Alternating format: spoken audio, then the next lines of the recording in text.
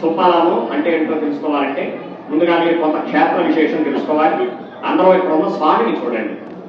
ఇక్కడ ఎలా అయితే 3 విగ్రహాలు కనబడుతూ ఉన్నాయో పైన దర్శనానికి వెళ్ళినప్పుడు మూలవిరాట్ విగ్రహాలు కూడా అలాగే ఉంటాయి. ఇక్కడ చూస్తున్న విధంగా మధ్యలో ఉన్న స్వామి వారే వీరవేంకట సత్యనారాయణ స్వామి వారు. స్వామి విష్ణు స్వరూపం. స్వామికి చేతిలో ధనుస్సు, ఇంకొక చేతిలో బాణం ఉంటాయి. అలాగే స్వామికి ఎడమ పక్కన ఆయన భార్య అనంతలక్ష్మి సత్యవతీదేవి అమ్మవారు. చాలా చోట్ల రమాదేవి అని కూడా పిలుస్తూ ఉంటారు. రమాదేవి అనేది అమ్మవారి ఉపనామం మాత్రమే. అమ్మవారు అసలు పేరు అనంతలక్ష్మి సత్యవతీదేవి. అమ్మవారు శక్తి స్వరూపం. అమ్మవారికి చెయ్యి అభయహస్తం, ఇంకో చేతిలో కలువ పువ్వు ఉంటాయి. అలాగే స్వామికి కుడి పక్కన పైన సర్పం ఉండి కింద పరమేశ్వరుడు ఉంటారు. భారతదేశంలో ఏ క్షేత్రంలోనైనా సరే శివాలయం వేరేగా, విష్ణుమూర్తి ఆలయం వేరేగా ఉంటాయి. ఈ అన్నవరంలో మాత్రం శివుడికి విష్ణుమూర్తికి భేదం లేదు, ఇద్దరు ఒక్కటే అని చెప్పడం కోసం ఒకే పీఠం మీద ఒకే గోపురం కింద కలిసి వెలిశారు. అలాగే ఈ ముగ్గురికి అడుగు బాగా ఇక్కడ కనపడదు. మీకు పై దర్శనానికి వెళ్ళి కిందకొస్తే పెద్ద రాతి యంత్రం ఒకటి మీకు దర్శనమిస్తుంది. శ్రీమద్ త్రిపాద్ విభూతి మహావైకుంఠ నారాయణ యంత్రం అంటారు ఆ యంత్రాన్ని. ఆ యంత్రం పైన కొన్ని వేల వేదాక్షరాలు లిఖించి ఉంటాయి. ఈ ఆలయం అభివృద్ధి చెందడానికి, ఇన్ని కోట్ల మంది భక్తులు కోరిన కోరికలు నెరవేరడానికి ఆ యంత్రమే కారణం. కాబట్టి ఆ యంత్రాన్ని బ్రహ్మస్వరూపంగా చెబుతూ ఉంటారు. త్రిమూర్తులు కలిసి వెలిసిన క్షేత్రం, స్వయంభూ విగ్రహాలు ప్రపంచం మొత్తం మీద అన్నవరంలో మాత్రమే ఉన్నాయి. అందుకే ఈ ఆలయానికి ఇంత ప్రత్యేకత. అలాగే ఈ ఆలయం ఇప్పటికీ మనకు తెలిసి 135 సంవత్సరాలైంది ఈ ఆలయం వెలసి. కరణామ సంవత్సర శ్రావణ శుద్ధ విధి రోజు స్వామివారికి ఆవిర్భవించారు. మొన్న వెళ్ళిన శ్రావణ మాసంలో శుద్ధ విధి నాటికి 135వ ఆవిర్భావ దినోత్సవాలు జరిపించారు. మనకు తెలిసి తెలియక పూర్వం త్రేతాయుగంలో మొట్టమొదటగా సీతారాముల వారు కార్తీక పౌర్ణమి రోజున ఈ వ్రతాన్ని ఆచరించారు అని పెద్దలు చెబుతూ ఉంటారు. వరకు మీరు చేసుకోవటువంటి అక్షతలు దేవుడి మీద కానీ నేల మీద కానీ వేయకూడదు. 5 కథలు పూర్తయ్యే వరకు అక్షతలు మీ చేతుల్లోనే ఉండాలి. అందరూ భక్తి శ్రద్ధలతో కథలు వినండి.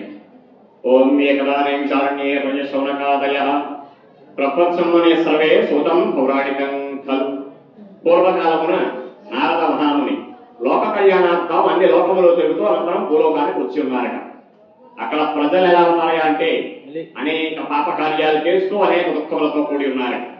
అది చూసి నారద మహర్షి నేరుగా వైకుంఠానికి వెళ్లి శ్రీ మహావిష్ణువు దర్శనం చేసుకుని స్వామిని అనేక కాలుగా ప్రార్థన చేసి, మహానుభావ, నేను లోక కళ్యాణార్థం అన్ని లోకములు తిరుగుతూ అనంతరం భూలోకానికి వెళ్ళాను. అక్కడ ప్రజలు అనేక పాప కార్యాలు చేస్తూ అనేక దుఃఖములతో కూడి ఉన్నారు. ఆ ప్రజలు పాపములు దుఃఖములు తొలగిపోయి సుఖ సంతోషాలతో జీవించడానికి ఏదైనా ఉపాయం ఉంటే తెలుపండి అని అడిగేసరికి శ్రీ మహావిష్ణువే చెబుతూ ఉన్నారట. నారద, లోక హితార్థమైన ప్రశ్న అడిగావు కాబట్టి చెబుతూ ఉన్నాయి. భూలోకంలో పుణ్యప్రదమైనది అతి పవిత్రమైనది అయిన సత్యనారాయణ వ్రతం అనే నా వ్రతం ఒకటి ఉన్నది. ఆ వ్రతాన్ని చేసినట్లయితే దుఃఖ శోకాది శమనం, ధన ధాన్యాది వివర్ధనం. దుఃఖ శోకాలు నశిస్తాయి, ధన ధాన్యాలు అభివృద్ధి చెందుతాయి, స్త్రీలకు సంతాన సౌభాగ్యాలు కలుగుతాయి. ఎవరెవరు ఏ ఏ కోరికలతో వ్రతాన్ని ఆచరిస్తారో ఆ కోరికలన్నీ తప్పక నెరవేరుతాయి. ఈ వ్రతాన్ని ఏకాదశి నాడు గాని, పౌర్ణమి నాడు గాని, రవి సంక్రమణం అనగా సంక్రాంతి పండుగ రోజు గాని చేసినట్లయితే రెట్టింపు ఫలితాన్ని పొందుతారు. ఈ వ్రతం చేసేటప్పుడు ముందుగా విఘ్నేశ్వరుణ్ణి పూజించాలి. నవగ్రహాలని ఆవాహన చేయాలి. సత్యనారాయణ స్వామి వారిని పూజించి స్వామికి ఇష్టమైనటువంటి గోధుమను సుగంధ ద్రవ్యాలు కలిపి చేసిన ప్రసాదం నైవేద్యంగా పెట్టాలి. బంధువులతో కలిసి భోజనములు చేయాలి. వ్రతానంతరమున వ్రతం చేయించిన బ్రాహ్మడికి వ్రత మండపాన్ని దానంగా ఇచ్చి సంతోషంగా దక్షిణ తాంబూలాలిచ్చి సత్కార్యం చేయాలి. ఈ విధంగా నా వ్రతాన్ని సత్యదేవ సత్యదేవ సత్యదేవ అంటూ నామస్మరణ చేస్తూ ఎవరైతే భక్తి శ్రద్ధతో పూర్తి చేస్తారో వారు జీవితంలో కోరిన కోరికల్ని అనుభవించి జీవితానంతరమున నా సన్నిధిని చేరతారు నారద అని వైకుంఠంలో శ్రీ మహావిష్ణువు నారద మహామునికి తెలిపిన వారాయు. ప్రథమోధ్యాయ సమాప్త. పరమేశ్వరార్పణమస్తు. గోవిందా గోవిందా. అదా ద్వితీయోధ్యాయ ప్రారంభ. 2వ కథ. పూర్వకాలంలో అందమైన కాశీ పట్టణంలో ప్రతి నిత్యము కూడా భిక్షాటన చేస్తూ జీవించే వేద బ్రాహ్మణుడు, కట్టెలమ్ముకుని జీవించే కూలివాడు ఉండేవారట. ఒకనొక సమయమున వేద బ్రాహ్మణుడు ఎన్ని వీధులు తిరిగినా సరే పిడికలైనా భిక్ష లభింపక ఆకలి బాధతో అతి విచారంగా ఒక చెట్టు మీద కూర్చొని ఉన్నాడు.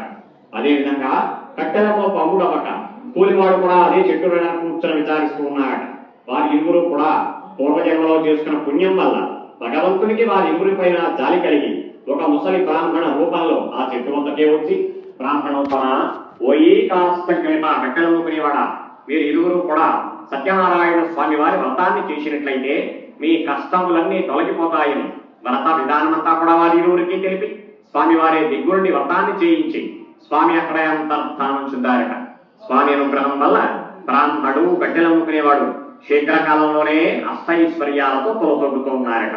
కలిగిన సంపదంతా కూడా స్వామి అనుగ్రహం వల్లే కలిగిందని తెలుసుకుని బ్రాహ్మడు గడ్డెలమ్ముకునేవాడు ప్రతి ఏకాదశికి విడవకుండగా వారి ఇంటలో ఈ రీతిగానే స్వామి వ్రతాలు చేస్తూ అష్టైశ్వర్యాలతో తొలతొడుతూ ఉన్నారట.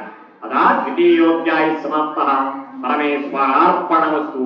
గోవిందా గోవిందా. నోరు నొప్పింపగ హరిని కీర్తింపలేరా అని భగవంతుని ప్రార్థిస్తే నోరు నొప్పెట్టాలట. అంత గట్టిగా చెప్పాలి గోవిందనామస్మరణ. మరొక్క మారు నేను గోవింద అన్న తరువాత ఏకకంఠంతో గట్టిగా గోవింద అనండి. గోవిందా.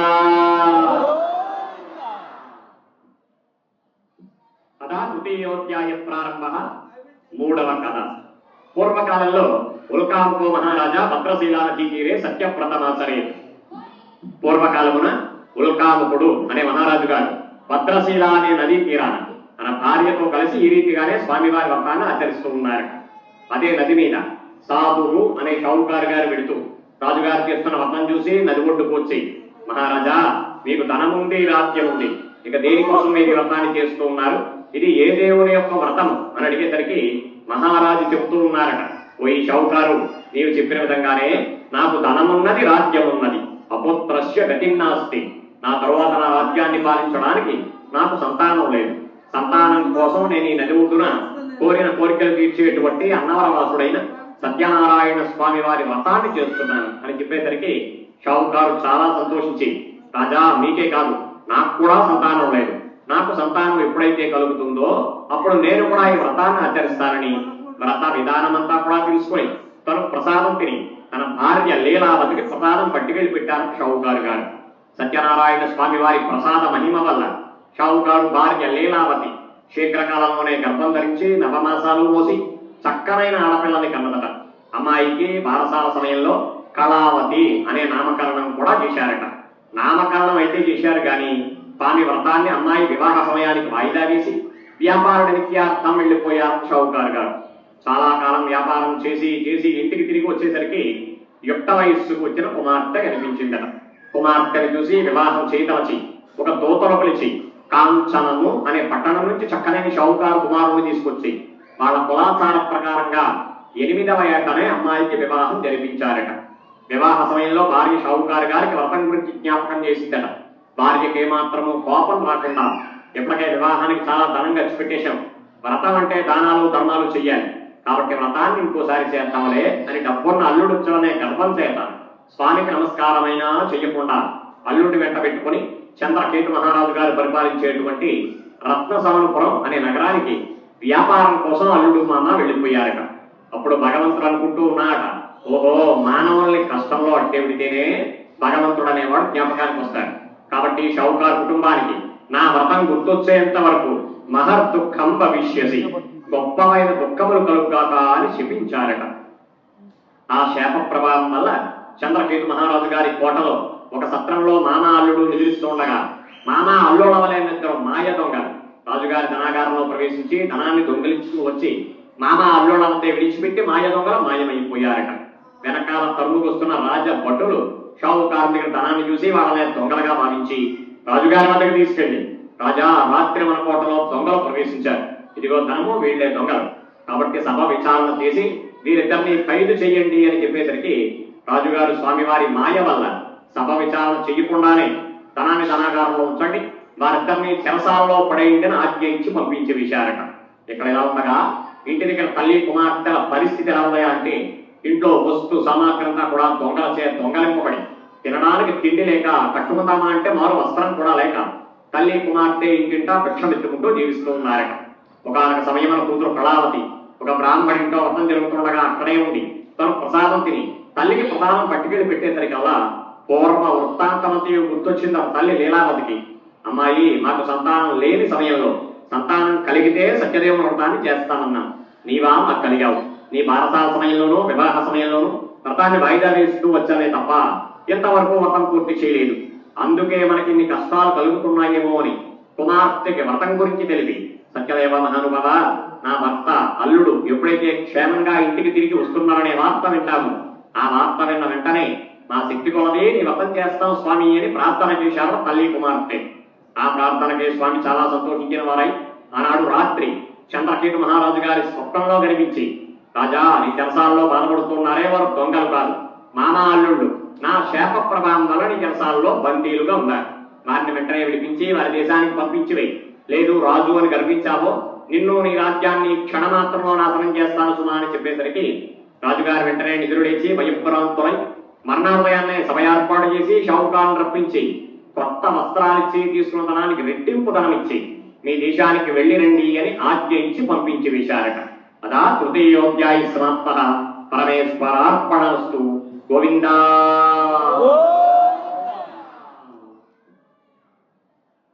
అదా చతుర్థోధ్యాయ ప్రారంభ. 4వ కథ. షావుకారు వరుడు కూడా రాజుగారి ఇచ్చిన ధనం తీసుకుని పళ్లల్లో వారి దేశానికి పైనవే వెళుతూ ఉన్నారట. మార్గ మధ్యలో మహతి అనే లోతైన నది అటు వచ్చిందట.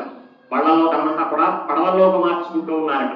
ఆ సమయంలో సత్యనారాయణ స్వామి వారు షావుకారులకి ఇన్ని కష్టాలు కలిగాయి కదా, ఎప్పటికైనా నా మతం గుర్తొచ్చిందో లేదో పరీక్షిద్దామని ఒక సన్యాసి రూపంలో నది ఒడ్డుకు వచ్చి, షావుకారులారా, నేను ఈ నది ఒడ్డున సత్యనారాయణ స్వామి వారి వ్రతాన్ని చేస్తున్నాను, మీకు తోచిన ధన సహాయం చెయ్యండి అని అడిగేసరికి వచ్చింది స్వామివారి అని గ్రహించలేక మామ అల్లుడు చాలా హేళనగా మాట్లాడుతూ ఉన్నారట.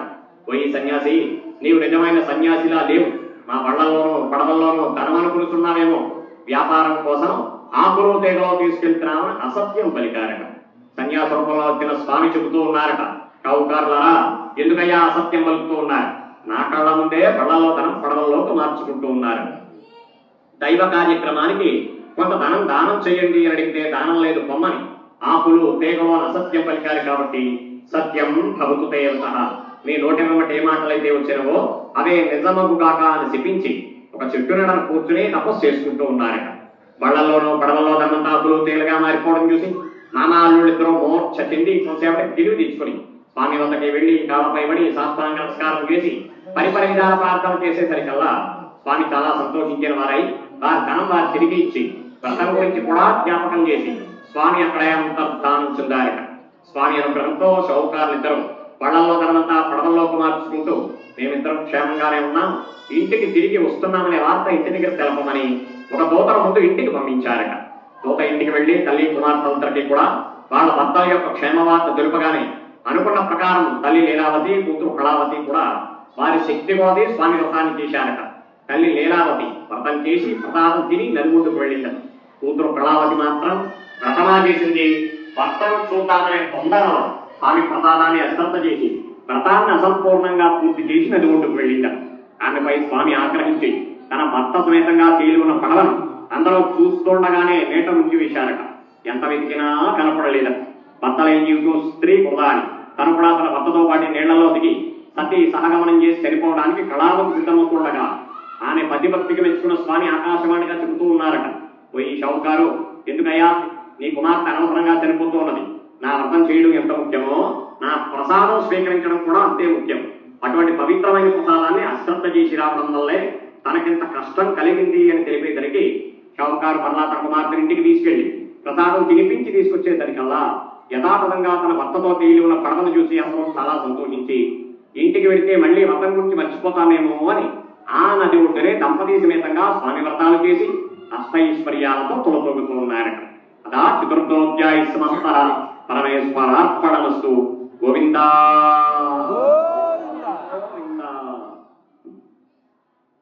అదా పంచమోధ్యాయ ప్రారంభ. 5వ కథ, ఆఖరి కథ. పూర్వకాలంలో తుంగధ్వజుడు అనే మహారాజు గారు కాశీక గలాన్ని కమ్మతండ్రులా పాలిస్తూ ఉన్నారట. ఆ రాజుగారికి 100 మంది కుమారులు కూడా ఉన్నారట. ఒకనొక సమయమున రాజుగారు వేట కోసం అడవికి వెళ్లి ఎన్నో క్రూర మృగాల్ని వేటాడి వేట ఆయాసం చేత ఒక చెట్టు నడన కూర్చొని విశ్రాంతి తీసుకుంటూ ఉన్నారట. రాజుగారికి కొంత దూరంలో కొంతమంది గోవులు కాసుకునే గోపాలకులు ఈ రీతిగానే స్వామి వ్రతాన్ని ఎంతో భక్తి శ్రద్ధలతో చేస్తూ రాజుగారు రావడాన్ని గమనించి ప్రసాదం తీసుకెళ్లి రాజుగారికి ఇచ్చేసరికల్లా నేను చూస్తే దేశాన్ని పాలించే మహారాజులు, వారు చూస్తే గోవులు కాసుకునే గోపాలకులు. వాళ్ళిచ్చే ప్రసాదం మనం తిండమా అని రాజు అనే గర్వం చేత ప్రసాదం తీసుకునేది సరికదా, స్వామికి నమస్కారమైనా చేయకుండా తన రాజ్యానికి తిరిగి పయనమయ్యారట రాజుగారు. ఎప్పుడైతే రాజుగారు ప్రసాద తిరస్కరణ చేశారో తస్య పుత్ర శతం నష్టం తన ధాన్యాన్ని విరంచయే, తన 100 మంది కుమారులు కుమారు మరణించినట్లు, తన రాజ్యమంతయు శత్రురాజుల పాలైనట్లు గొప్ప మాయ గమ్మింపజేశారట స్వామి. రాజుగారు చాలాసేపు ఆలోచించారట.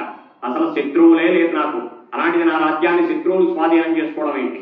100 పరాక్రమవంతులైన కుమారులు ఒక్కమారుగా మరణించడం అంటే ఇదంతా దైవమాయే అని గ్రహించి అరణ్యంలో తాను స్వామి ప్రసాదం తిరస్కరించడం తప్ప ఇంకే తప్పు చేయలేదని తెలుసుకుని అడవికి వెళ్లి గోపాలకులతో కూర్చుని పూజ చేసి ప్రసాదం తిని తిరిగి వెళ్లేసరికల్లా యథాతథంగా తన రాజ్యము స్వాధీనమైందట. తన 100 కుమారులు బ్రతికే ఉన్నారట. అది మొదలుకొని ప్రతి నిత్యం తన రాజ్యంలో స్వామివారి వ్రతాలు చేయిస్తూ అష్టైశ్వర్యాలతో తొలతొక్కుతూ ఉన్నారట. కాబట్టి నారద, ఈ వ్రతం విద్యార్థులకు విద్యని, జయార్థులకు జయాన్ని, పుత్రార్థులకు పుత్రులే ప్రసాదిస్తుంది ఈ వ్రతం. ఈ వ్రతం ఎవరెవరు ఏ ఏ కోరికలతో చేస్తారో, చూస్తారో, వింటారో వారు జీవితంలో కోరిన కోరికలన్నీ అనుభవించి జీవితానంతరమున నా సన్నిధిని చేరతారు నారద అని వైకుంఠంలో శ్రీ మహావిష్ణువు నారద మహాముని సూత మహర్షికి, సూత మహర్షి శౌనకాదు ఋషులందరికీ తెలిపిన వారాయన. ఇది స్కాంద పురాణే రేవాకాండే అన్నవర క్షేత్రే సత్యనారాయణ స్వామి వ్రత కథాయం పంచమోధ్యాయ సమాప్త. పరమేశ్వరార్పణమస్తు. గోవిందా గోవిందా. ఈ మాట ఆడవారి చేతిలో అక్షతలన్నీ మగవారి చేతికి ఇచ్చేయండి. పిల్లల దగ్గర కూడా అక్షతలు ఉంటే మగవారు తీసేసుకోవాలి. ముందుగా మగవారు ఆ అక్షతలన్నింటిలో 2 అక్షతలు తీసి కళ్ళ కప్పుకుని దేవుడి దగ్గర వేయండి. మరలా 2 అక్షతలు తీసి కళ్ళ కప్పుకుని మీ శిరస్సును వేసుకోండి. మీ ఆడవారికి పిల్లలకి వేయండి. మిగిలిన కథాక్షతలు మీ పిల్లలు కానీ తల్లిదండ్రులు కానీ ఎవరైనా ఇక్కడికి రాకపోతే మీ ఇంటికి తీసుకెళ్లి కథాక్షతలు వారికి వేయచ్చు.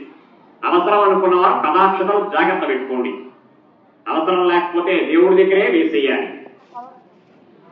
ఈ మారు మగవారు లేవండి. మండపంలో వచ్చిన కొబ్బరికాయలన్నీ తీసుకోండి. బయట కొబ్బరికాయలు పుట్టే రాళ్ళు ఉన్నాయి.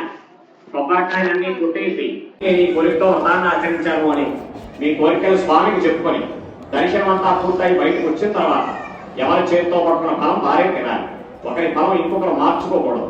కాబట్టి ఎవరికి వారే విడివిడిగా ఒక్కొక్క ఫలం మాత్రమే చేతితో పట్టుకోవాలి. త్రేతాయుగంలో మొట్టమొదటగా సీతారాముల వారు కార్తీక పౌర్ణమి రోజున ఈ వ్రతాన్ని ఆచరించారు అని పెద్దలు చెబుతూ ఉంటారు. ఆ సమయంలో రాముల వారు సీతాదేవికి చెప్పిన దివ్య మంత్రం సుపాలము అనే మహామంత్రం. మంత్రం చెప్పిన తర్వాత ఫలాలు స్వామికి చూపించి దర్శనం అయిన తర్వాత ఎవరి ఫలం వారే తినాలి. అలాగే ఇదే వ్రతాన్ని మీరు ఇంటికి ఆచరించినట్లయితే వ్రత కథలో శ్రీ మహావిష్ణువు వారు చెప్పిన విధంగా మీ బంధువుల్ని, స్నేహితులు, చుట్టుపక్కల వాళ్ళందరినీ పిలుచుకుంటారు. వ్రతం పూర్తయ్యాక ముందుగా వ్రతంలో నవగ్రహావాహం చేశారు కదా, నవగ్రహ శాంతి కోసం వచ్చిన వారందరికీ భోజనాలు పెడతారు. మీ శక్తి కొలది వంటలు పెడతారు. వ్రతం చేయించిన బ్రాహ్మడికి వ్రత మండపాన్ని దానంగా ఇచ్చి సంతోషంగా దక్షిణ తాంబూలాలు ఇచ్చి సత్కార్యం చేస్తారు. అలా ఇంటి దగ్గర అవన్నీ చేయడం వల్ల మీకు మీ ఇంట్లో ఉండే వాళ్ళందరికీ ఎల్లవేళలా అన్న వస్త్రాలకు లోటు లేకుండా ఉంటారు.